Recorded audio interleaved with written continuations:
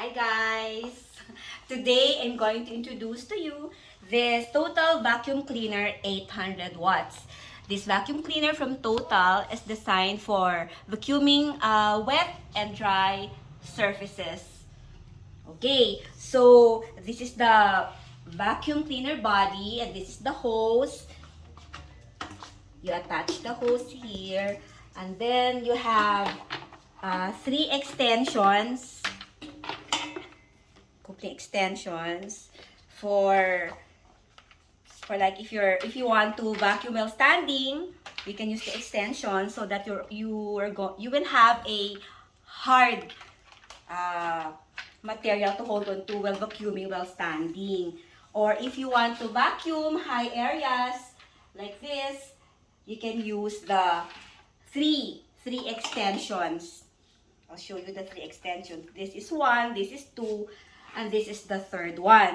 So for today, we are going to demonstrate to you. I'm going to demonstrate to you vacuuming floors using this Total 800 watts vacuum cleaner. Okay. So this is the power switch. Power switch. And we have here pieces of pebbles, stones, and some sand. So here it goes.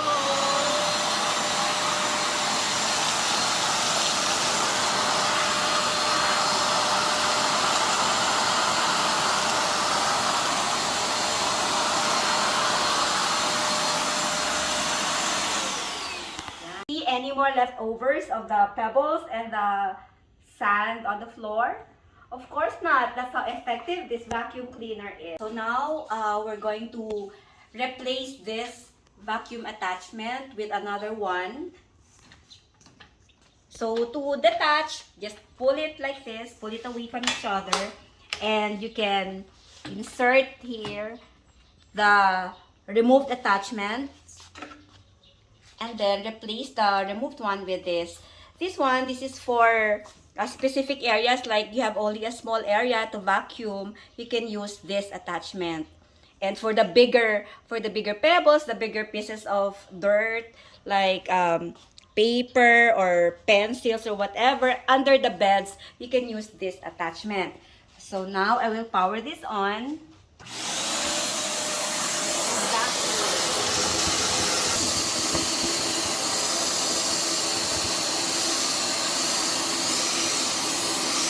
Another function of this attachment is for your screens, for the windows, for your doors. So you've seen it like this, but you can also flip this brush sideways so you can have an added cleaning utility for your screen while vacuuming. Okay, that's the brush. And then let's start to vacuum.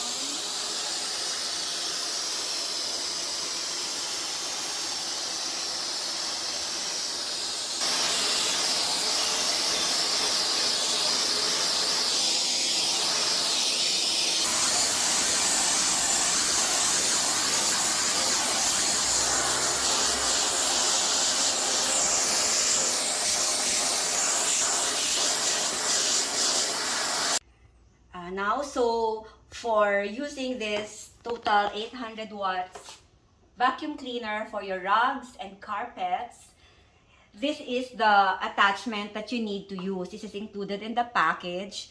We have to use this attachment, but we have to replace this one.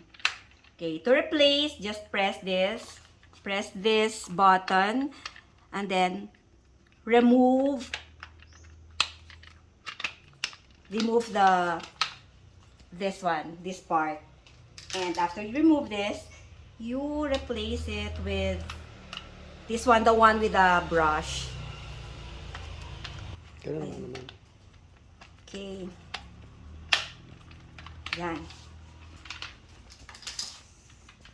Then attach it to the hose.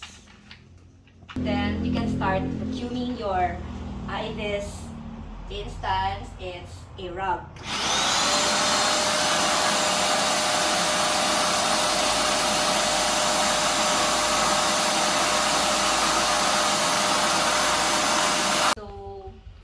are the demos.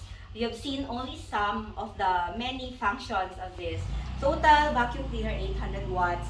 Okay, so as you can see, it has a heavy-duty body with most of its body made up of stainless steel, and the removable portions or the movable portions are only the ones made from plastic. This vacuum cleaner comes in a affordable price. It's definitely less than what you would pay for vacuum cleaners, wet and dry vacuum cleaners from other brands. So this is a value for your money buy.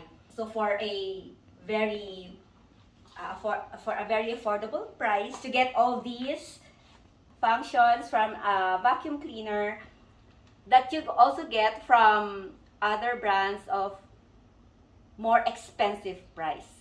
So buy na.